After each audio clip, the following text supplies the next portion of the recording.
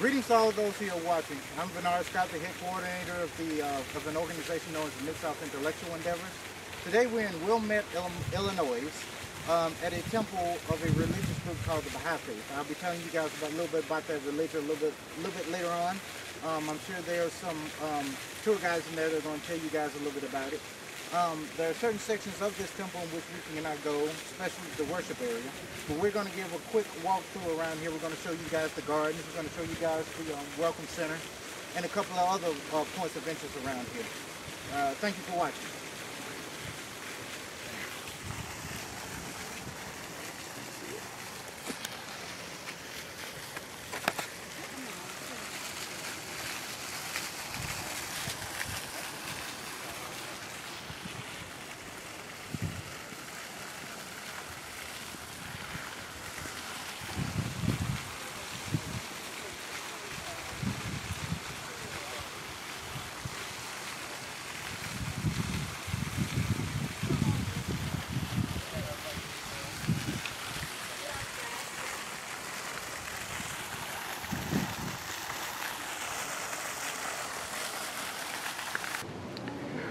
We're in the Visitor Center portion of the Baha'i Faith Temple. I'm with Miss Mary Henson. Did I pronounce that right? Yes, thank you. You did. Okay. She's going to tell us a little bit about the Baha'i Faith religion. Okay, the Baha'i Faith began in 1844 in Persia, which is now Iran. It has two prophet founders, a man named the Bab, and he was executed in 1850 because they were trying to kill off the faith. And the second founder was a man named Baha'u'llah, whose name means the glory of God. And if you know your Bible, you've heard about the glory of God returning. So we believe that Baha'u'llah is the return of Jesus and the return of Moses and the return of Muhammad, and that God has loved people throughout the ages so much that he sent a messenger to each one place with just as much message as they could understand for the time. So Moses taught that there was one God and that God gave rules. And he had to do that twice because they weren't following the rules very well the first time he said that. Baha'u'llah's message for today is that we are sharing a small planet and it is time we learn to work together. So the Baha'i Faith is about building unity, about within the diversity that we have on our planet and appreciating both. So we believe there's one God, that we are one people, and that really, when you get down to it, there's just one faith. It's God's faith. He's given everybody the same faith. Do not wish for another person which you would not wish for yourself. Baha'u'llah ramps that up just a little bit, and he says, do not wish for another anything less than you would wish for yourself. In fact, wish him more. So he says, blessed is he who preferreth his brother before himself. And then he put that into operation, and he said that means no fault finding, no gossiping, and no talking behind others' backs. Can you imagine a world that you were living in where that happened? Where you walked down the street and everybody was on your side? Everybody? Hard to think about. But that's God, as Jesus said in the Lord's Prayer, thy will be done on earth as it is in heaven. He wasn't just blowing smoke. He was telling about the future. And he said, I will come again with a new name, like a thief in the night. And how do you know when a thief's been there? Well, after the stuff is missing. After you've looked and said, oops, what happened here? One of the tests of a new messenger of God is that they're persecuted by the old religion, which certainly happened to Baha'u'llah. He spent the last 40 years of his life in jail. That people reject the message and only the pure in heart can understand. And gee, I hope I would be pure enough to understand. But lots of people are not. Many are called, but few are chosen. And this faith in particular, he left a will and said, okay, when I die, my eldest son will be the next in command. So this faith doesn't splinter. You know, there are 23,000 different Christian sects right now. There's only one Baha'i Faith, although there are people who try to start up little things occasionally. They never amount to anything. So when Abdul-Baha, the son, died, he left a will. And he said his eldest surviving male relative, son or grandson in this case, would lead the faith. And should the family line die out, the Baha'is of the world were to come together and elect a governing body. It is called the Universal House of Justice. 9 people, no politicking, secret ballot, local spiritual assembly or national spiritual assemblies from all over the world come together in Haifa. They'll come together in Haifa next April and elect the Universal House of Justice. And that governing body, when they sit together, and only when they sit together, their decisions are guided by God, and they're binding on us. They can't change any of Baha'u'llah's rules, but they can talk about things that he didn't give a ruling on. So, for instance, Baha'is believe that the soul begins at conception and continues forever. So in general, we're against killing, we're against abortion and all that stuff. Okay. But they asked about that. Mm-hmm. And the ruling was, Baha'u'llah didn't specifically mention this in his writings. So right now, it is between the woman and her doctor and her God. And if they feel that that is the right thing to do for whatever circumstance, it's not up to us to judge. Okay. Okay. Can I give you a little Q&A right quick? Sure. You mentioned some of the past prophets. You mentioned, of course, your prophet founder, Baha'u'llah. You mentioned Jesus. You mentioned Muhammad. I do notice that there are 9 doors outside, and that has some significance towards other religions. Could you tell me a little bit about that? Well, actually, we believe that God sent messengers throughout the ages to people. So we don't know a lot of their names. If you go back in the Old Testament, they talk about Sally and Hud and Noah. And all of those were founders of religions, but we don't have much left of them. They were before written history. But there are about 9 one-God major religions in the world today. And 9 represents completeness and unity. So it is the highest single-digit number. Okay. And there is no back door here. They're all front doors. Everybody is welcome here. Could you name some of those religions? I know you said that it goes outside of the 9, but the 9 major that you guys emphasize on, I guess? Well, I'm going to talk about founders. Abraham, Moses, Krishna, Buddha, Zoroaster, Jesus, Muhammad, the Bab, and Baha'u'llah. I see.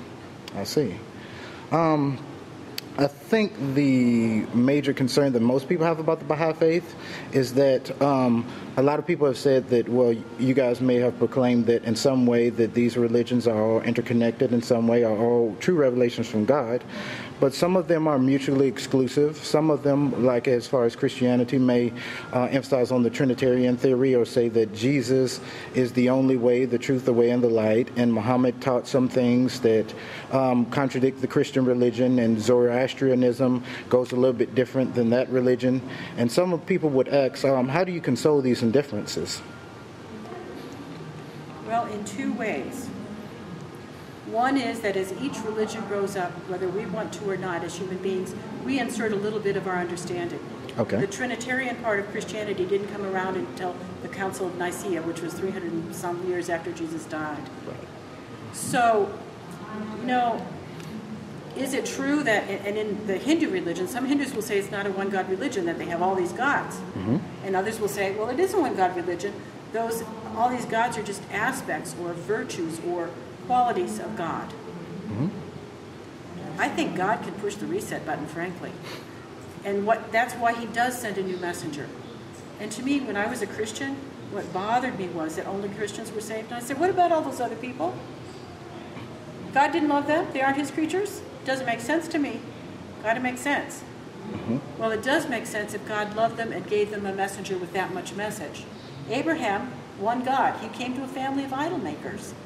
Not very popular with family, got him kicked out of the country. Okay, those sorts of things are tests of believers. And this is another test of a believer. You have to look and think for yourself. There are no clergy in this faith. Mm-hmm.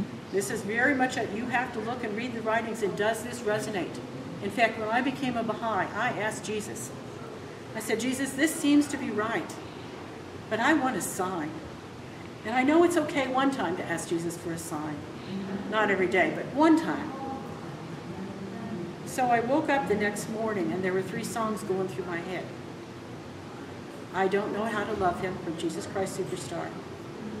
Loving you is the right thing to do. And this is your wake-up call. Welcome.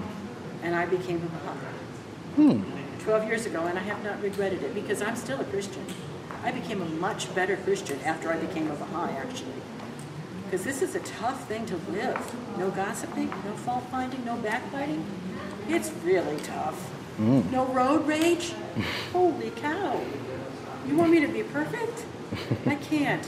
But I work on it every day and try to live the writings. If somebody else wanted to become a Baha'i, what is one of the initial things that you would say that they would have to keep in mind, or one of the initial things of which they would do, one of the requirements? Something of that nature? You have to think for yourself. So, and there are going to be barriers to you in this religion. I mean, no alcohol is one of them, right? I had a wine cellar. That was a barrier for me. We require people to be truthful all the time. Does that mean no white lies? You betcha. Well, that's hard. Everybody around us says, well, I can just do this little lie for my advantage. It's hard to live these things. So think about if your faith is important enough to you to do that. You know, to be a Baha'i and live in Iran right now, you can't go to college, you can't work for a government job, you can't have a pension, you can't have your births and deaths and marriages recognized. So, but they still are Baha'i. Those are big tests. You willing to do that for your faith? Let me ask a question as far as some of the religions that I mentioned before that proclaim mutual exclusiveness, and some will even go as far as to say that if you don't convert to our religion before you die, you will meet some punishment in some type of afterlife, whether it be hell or what have you. What does the Baha'i faith say about those who don't become, who are good people but don't become part of the Baha'i world faith? There are many paths to God, and they're all valid. You know, each new messenger says, Jesus said, I'm the way, the truth, and the life. No man shall come through the Father but through me. But he was pushing the reset button on the Jewish faith. And they have to do that. They say, okay, that time is gone. It's lost its vitality. This is the next one. But we don't understand that there will be a next one that's not going to be Jesus coming back in those nice clothes looking like whatever the painting looks like. Right. Jesus is going to come back, as he did with the faith of Baha'u'llah and the Bab, and he's going to challenge people to think. So we believe that the soul begins and continues forever, and this life, the purpose of this life, is to give us our spiritual eyes and ears and toes and fingers. And if we don't bother to be spiritual of whatever flavor of spirit in this life, we won't have those toes and fingers spiritually in the next one. Thou hast asked me concerning the nature of the soul. Know verily that the soul is a sign of God, a heavenly gem, whose mystery the most learned of men have failed to grasp, and no mind, however acute, can ever hope to unravel. It is the first among all created things to recognize its creator, to bow down before him, and to cleave unto his truth. If it be faithful to God, it will reflect his light, and will in the end return unto him. If, however, it be unfaithful to God, it will become a victim to self and passion, and will in the end sink unto their depths. Okay.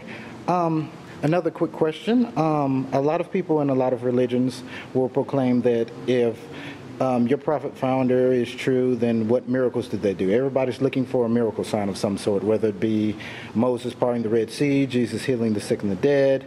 I have heard one story in the Baha'i faith of your prophet founder, the Bab, and how he was about to be executed and he escaped the persecution. And could you tell me a little bit about that story? Well, in general, we don't believe that miracles are good for anybody except those who saw them.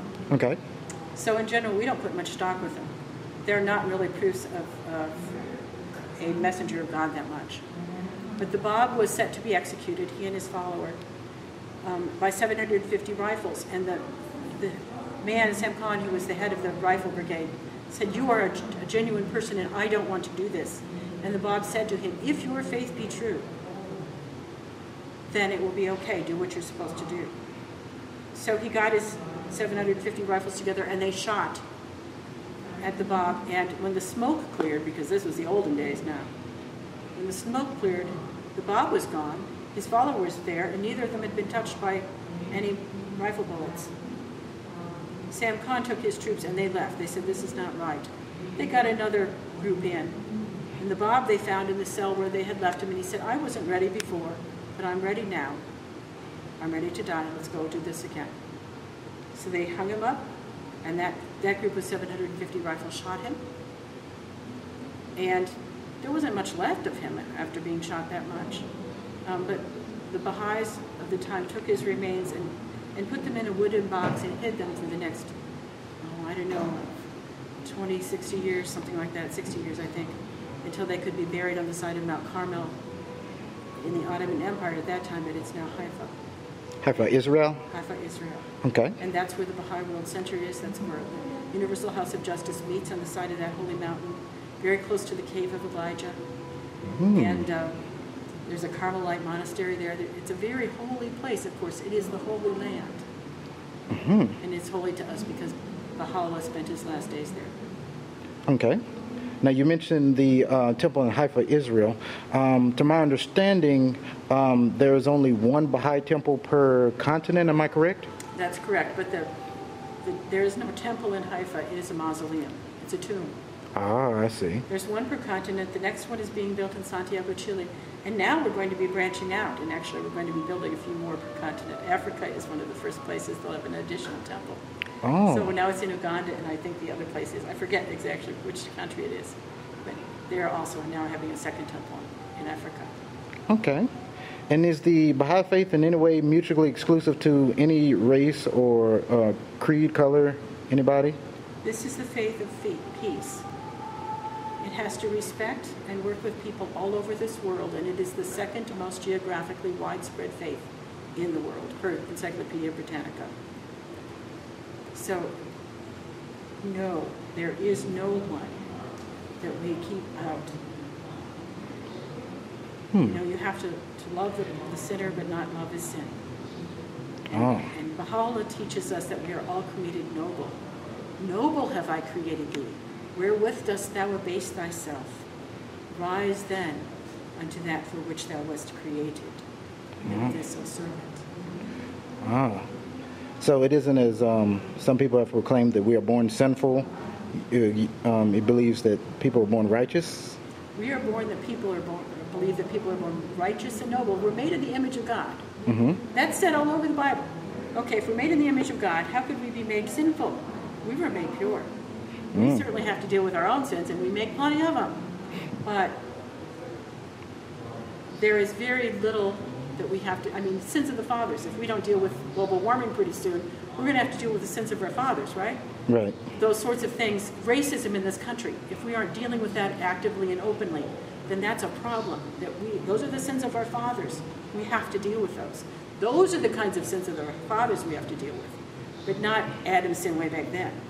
I see. Before I go and tour the rest of this beautiful temple, if somebody wanted a little bit more information about the Baha'i Faith or the Baha'i Temple, would they come here, or is there a website they can possibly go to? Bahai.us, Bahai.us is the internet, the North American website. And you can always look up the Baha'is in your phone book. They might be there. You can search for the Baha'is in Nashville or Augusta or wherever you are and ask for them and see if it comes up with a website. And you should be able to hook up with the Baha'is. You can even call the 1-800-22-UNITE number, and we'll get you hooked up with some friends that you can talk to and ask questions of. Okay. Thank you very much for your time.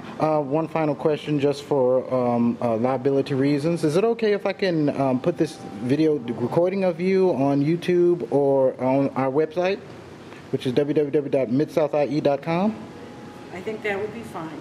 But please understand that this is just Mary Hansen's understanding of the Baha'i Faith, and it is no way a totally true representation, because all of us understand as much as we understand.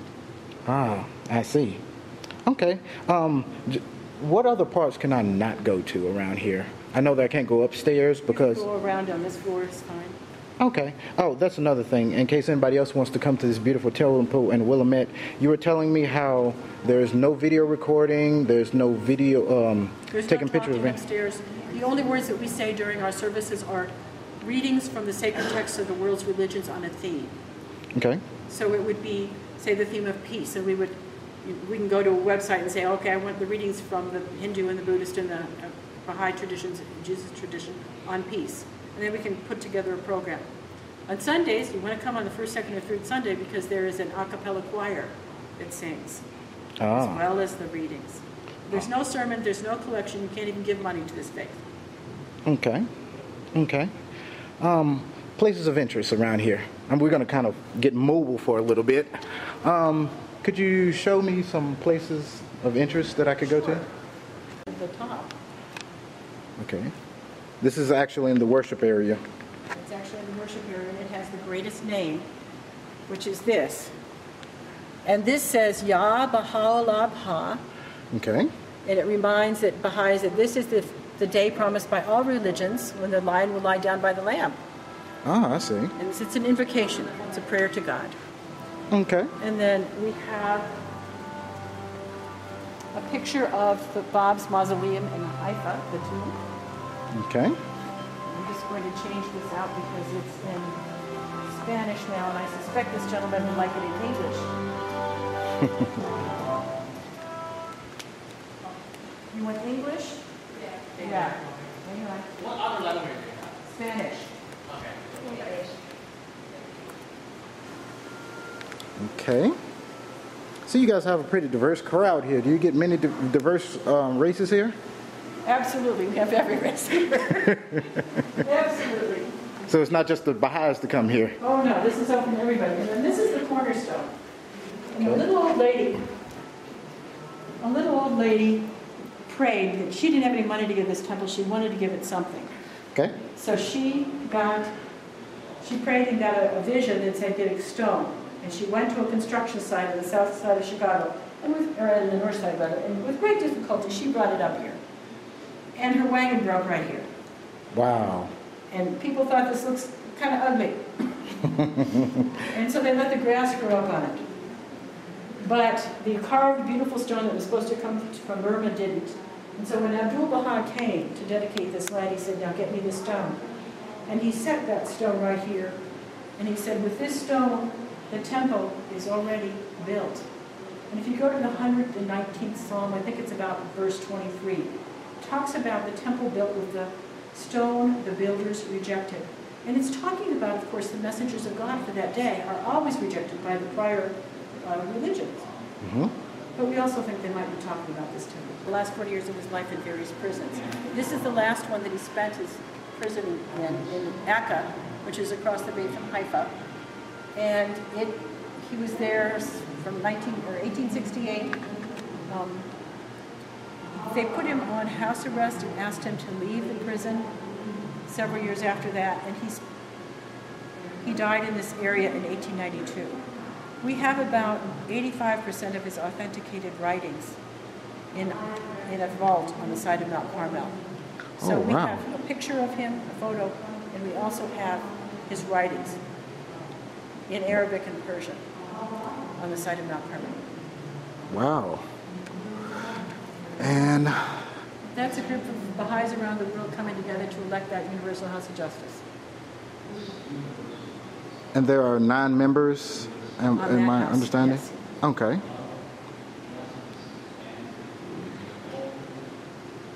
Okay. This is wonderful. Okay. And this is some type of This is the auditorium, or the foundation hall. It's the oldest existing piece of this building. And we use it for weddings and memorial services and gatherings.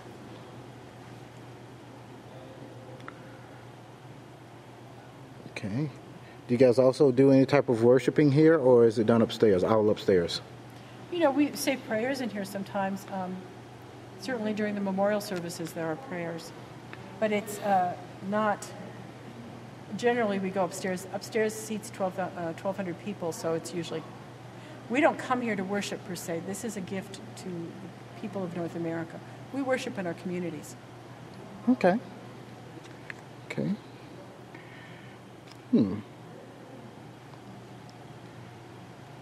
And here in Wilmette, what is the largest Baha'i community organizations? If somebody wanted to go to a Baha'i fireside or festival after they leave here and actually want to meet and greet with a group of Baha'is? Well, they talk to someone in the activities office here to find out the local ones, because we have them happening all the time, but in different places. Chicago's the largest community. Wilmette's pretty busy, and it has its own Baha'i center just down the street. There are Baha'is out, there are maybe 1,500 Baha'is in this area, so they're all over the place. Okay. But so if you were staying in, for instance, Northbrook, where I live, the next Baha'i activity that we have coming up near us is up in Gurnee tonight actually, and it's a potluck dinner and talk, fireside. Okay. And then next Friday is another devotional service that's just prayers. Mm-hmm. And we have a Ruhi Book 1 on Wednesday nights. So we can pretty much hook whoever wants up with an activity. Okay. And they don't have to be, just re-emphasizing, they don't have to be a Baha'i. They can be a Christian, Muslim, Jew, Jewish faith, of the Jewish faith? Absolutely. Everyone is welcome in this faith. Okay. Take one more look at this.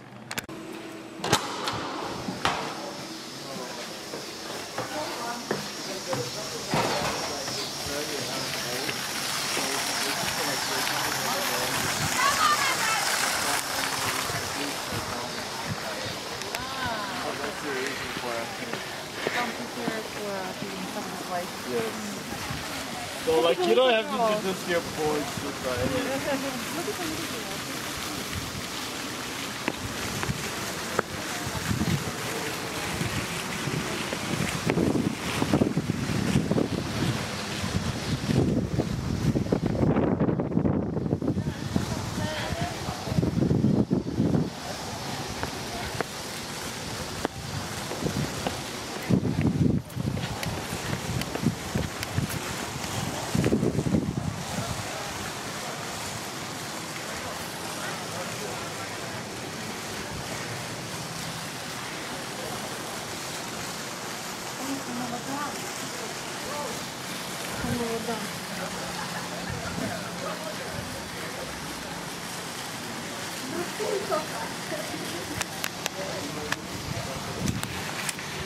All right, you guys, this is where I'm going to stop recording for the time being. As you guys have heard, there is no recording of any kind, no picture taking or anything inside the Baha'i Temple. So I'm going to pause the camera going here to the temple, and I will resume recording once I get out. All right, I'm out, you guys. Truly wonderful experience. Show you guys some other things going on around here. They have weddings. Not exactly sure what's going on over there. But for when I was told that anybody can come here, they just have to register downstairs with the, I'm not exactly sure what it's called, down there in the basement. And you have to just let them know that you want to have an event here. It's free of charge. Just make sure I have to register, like I said.